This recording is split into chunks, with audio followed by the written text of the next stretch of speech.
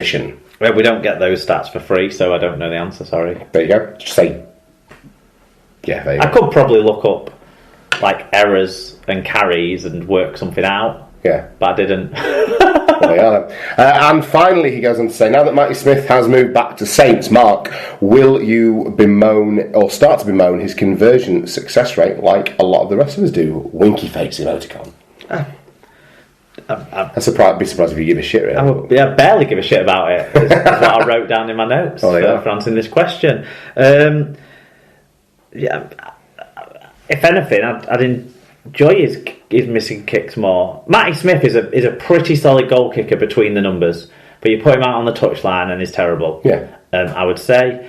But I think he got more criticised than he should have done, and I do think he's a genuinely good signing for St Helens. His in-field and in-play kicking is definitely going to improve things for them. Yeah, Mark Percival can still do the goal kicking, who's better than him. But he's not the worst goal kicker that's ever been. I would say that. And also, let's not forget, you've got a player who has won 2 grand finals and won the Challenge Cup final, taking home man of the match. Yeah. Has been man of the match in a match that clinched an international series for England. Yes. And has kicked all manner of drop goals. Yeah. And I'm going to miss that. I'm going to miss his drop goals. I think they've signed a really solid player. Not a world beater by any means, but a very, very high calibre halfback. There you go. Fantastic. Okay. And a likeable chap, I think, as well. Yeah, he always comes over well in media. And I don't resent him in any way, shape or form. No, exactly.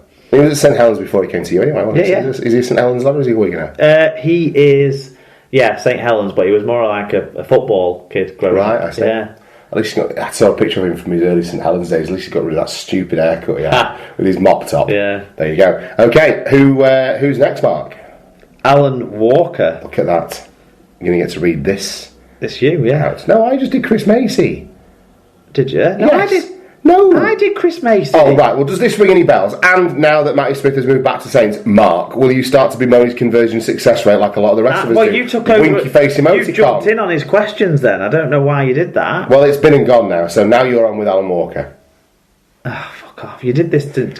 I did not do it You gave me the hardest person to fine. Stick your ass. Right, Alan Walker gets in touch and says, you can have the millions that we've got coming after. Given today's Billy Boston would have played at the Arms Park and never played rugby league, and Danny Brough is the only non-Englishman with a hope of joining England, in inverted commas, with a hope of joining England players in a GB Lions team, are there any reasons why England, Scotland, Wales and Ireland should be dropped for seemingly copying union with the Lions? Why not play us Europe instead? Tony Gigo as captain. Oh, you lost me there, mate. Some people don't realise that Union is now professional and richer regarding Solomona to Sale. Yeah, I mean, we've touched on all of that so much, I think, the last point. Yeah. Let's go with the GB topic. Yeah, no, he makes a very pertinent point. It's not like there's a plethora of Welsh and Scottish and outright Irish internationals flying around, but that's never been the case. And when we had a Lions tour, that still wasn't the case. It wasn't like there were legitimately, perhaps Welsh, but there weren't legitimately Scottish or Irish players doing that. But the concept of a Lions tour in terms of a team from the Northern Hemisphere, so even let's say it's England, but we'll call it a Lions tour. Yeah. If England went on a Lions-esque tour once every 4 years, I think that would be the way to do it, rather than calling it a Lions tour. I take his point in terms of... We're not copying rugby union, because our international game has existed as a pan-Atlantic, whatever, I don't know, whatever, going across... Pan-hemispheric. Yeah, whatever, travelling further. It's been around since the very birth of rugby league. Yes. Really, in terms of rugby league as a worldwide sport, rather than just as the Northern Union. Yeah. So we're not copying anyone, and always it was a rep team of the sport from these isles. Yes. It just so happens that it's played on a much smaller, narrow scale, and we don't have players drawn from all these big regional teams like they have in Union for it. Yeah. Where the international game is top of the tree. But yeah, I had no issue with the Lions coming back. Yeah. With British Lions tours. I'll still get behind it. Yeah. Definitely. He then goes on to say, shouldn't rugby league... He makes a great point about the Billy Boston thing. There's been quite a few bits on Billy Boston because his statue was unveiled, wasn't it? Yes. Towards the back end of the season, in sort of September time. And then he was inducted into the Welsh Sporting Hall of Fame and that sort of stuff. And there's been pieces around that. And I'd urge people to go and read more about some of those pieces because it does sort of explain how he never really wanted to move away from his mum in Wales, and he always wanted to play for Cardiff at the Arms Park. But money talked. It does. Alan's second question. No, sorry, I was just reading. You caught me out there. Yeah. No, his. Do you want to do the second question? I have no issue with playing as Europe, but I don't think it's got a heritage behind it. No. Like I didn't. But then I appreciate that this wasn't serious, but Tony Gigo should not be the captain. I had to get it out.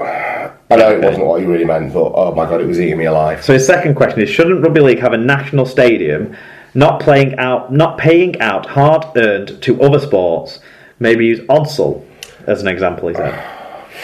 We've coped this long, and it certainly won't be Odsal. Listen, Al, between you and me, mate, I fully expect that in about 36 months' time, Odsal will have a fucking Tesco sat on it. So, it won't be there. There was a conspiracy theory that Rugby League wants to move their offices to Odsal and redevelop, but we'll see, because we don't know what's going on. But everyone who's interested in buying the balls wants to get the ground back for free then sell it to have houses built on it. Well, no, it's not about saving the balls. It's about the land around it and the land on Odsal and redeveloping that and the leisure centre over the road that's now derelict as well. Oh, is it? That could be knocked down, and access to that's shut. that part of the motorport. Yeah, Dickie Dunn's is shut. So there's a lot of potential regen work that could go on there in a similar way to what happened at like Central Park and stuff like that, where you just flatten it and sell it. And so there's money to be made from the right investor, but the thing is, it's got to be front end investment in terms of getting the club up and running again, and then being able to buy the lease back. Yeah, precisely. Right. Because if the club dies, then the land will go with it. So there's a bit of brinkmanship going on. I know we're going to have to talk about the Bulls in a bit, so I won't get segued into it.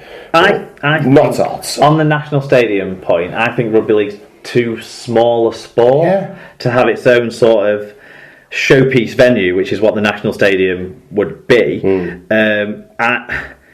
Our showpiece events, our Challenge Cup final, Grand Final, World Cup finals, that sort of thing, are big enough to be played at big venues. Yeah. But there's not the rest of the stuff around it. Our semi-finals, our normal internationals, our rounds of stuff. Yeah. They're not big enough. No. So I think the balance is about right. I think using Wembley, using Old Trafford is fine. I'm happy with that, and I suppose it's been the status quo for so long as well with those two venues in particular. Yeah, I don't have a problem with it. I also think there's still a need to take the game further than its traditional borders if it's to grow. So that sort of rules out having a central base. Sort of thing. So I'm not really on board with the rugby league national stadium idea. No. To be honest, I don't like that rugby union thinks it's but it's built it up over so many years and stuff. So and to be fair, different. Predominantly England will fill Twickenham. Yeah, and it doesn't matter who against. No, so it's legit. Yeah. Anyway, Mark Butler, mate. Well, this is your turn. I just did Alan. You shouldn't have done. I was doing Alan. No, you're doing Mark Butler's. But I wanted to do Alan. Okay, Mark Butler got in touch. He says, I don't like Mark, and I've only just tasteful wanted to do his question. It's probably just me, and it's probably just the fact that I've had 3 tins of bitter. But since you brought up Tony Gigo, all I want is a bit of lamb and a bit of haricot. Now I'm starving. Mark Butler gets in touch. He says it's 2026. The salary cap has been abolished, and Salford have won the last 6 grand finals.